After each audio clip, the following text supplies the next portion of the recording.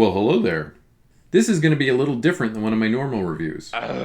This movie is effectively two shorts that are tied together via the villains, and it's an hour long. I'm not going to do my standard 3 sets of clips, it's just going to be 2 this time. Right to jail. And I'm going to try my very best not to spoil any of the more shocking parts of the story, of which there are many. Now on with the show. Greetings, friends, and welcome back to the 3-Minute Horror Show. My name is Ben, your host, and I love horror movies. In fact, I watch the bad movies so that you don't have to. You're welcome. Today I'll be reviewing the movie Blessed, Live, Laugh, Run from 2025. A young student takes on a job watching the baby of a very religious family who are harboring a very dark secret. And a different young woman is faced with a terrible choice involving the same religious family. Wow. This movie was written and directed by a great male artist, also known as Katie Madonna Lee. Katie is not only an indie filmmaker based in the Rust Belt, but she's also an actor, screenwriter, and a very talented composer. Don't take my word for it though. Go look her up. She's very cool. Yes. Blessed, Live, Laugh, Run is available to stream here in Canada on Tubi. Ashley is a devout Christian college student trying to make her way at university. She's studying early childhood education and often gets into arguments with her more liberal classmates. She's also having trouble coming up with her rent money, and her roommate, who she can't stand, is really hounding her for it. Ashley doesn't feel like she fits in with this society. Her friend, though, who shares her faith, convinces her to apply for a job as a babysitter posted on a board at school. She takes the job, meets the family, and hey, it's Anne Myrna. We know her.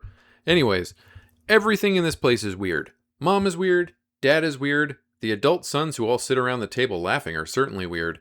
The baby is cute, though. The weirdest thing about this place, though, is all the women that they have locked in the basement. So there's at least one person on Letterboxd that thinks this is a pro-life movie. But it's not. Honestly, I don't think that this person watched the whole movie. Well, maybe if you take everything that happens at a very superficial level, I can kind of understand why they thought that. The second half of the movie does deal with abortion and one woman's choice, but in my opinion, this movie is not making a political statement about abortion. Now, I think that this movie shows us just how difficult we, as a society, have made it for women to make decisions that affect their lives.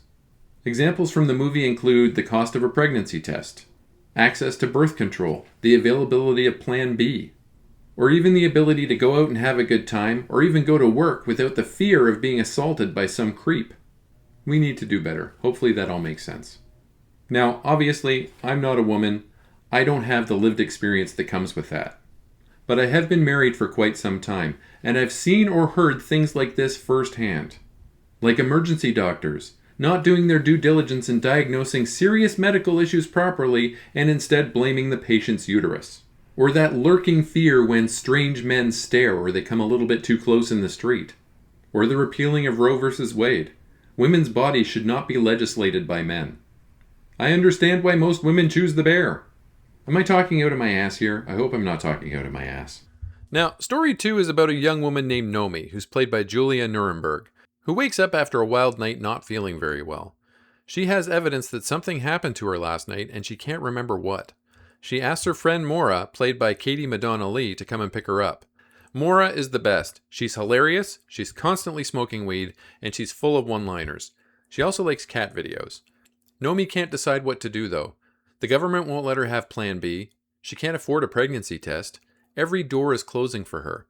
She decides to go to one of those fake Planned Parenthood setups where pro-lifers try to convince you not to get an abortion, and after humiliating her for a while, the woman working there slips her the address of someone who can help. Except that someone is Anne Myrna's mom character from the first story. And in the interest of no spoilers, that's where I stop my plot synopsis. While I wouldn't call this movie a lot of fun, it was very good and it was quite funny. Thank God Katie brought the jokes as Maura, because that story would have been a hard pill to swallow otherwise.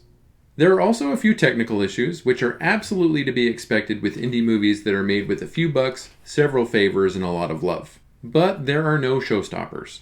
The writing was on point, and all of the performances were great.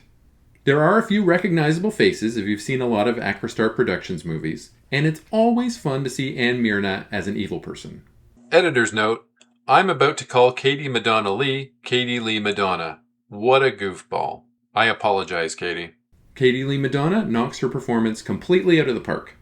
I'm looking forward to seeing more from a great male artist. I rate Blessed, Live, Laugh, Run an 8 out of 10. As always, a link to my Letterboxd appears in the video's description. Please leave me a like, comment, and subscribe, as it really does boost my engagement and helps my channel grow. Smell you later, nerds! Never gonna finish these chicken wings.